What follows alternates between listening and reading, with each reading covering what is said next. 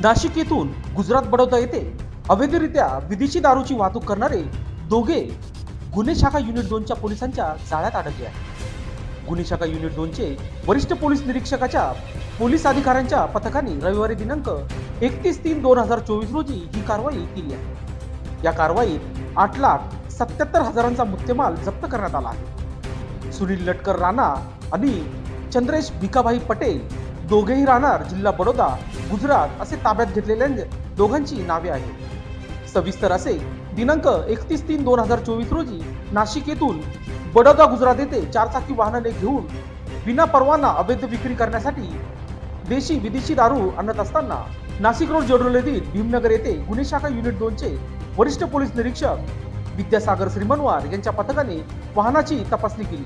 वाहनात असलेल्या देशी दारूचे बॉक्स किंमत 1,77,000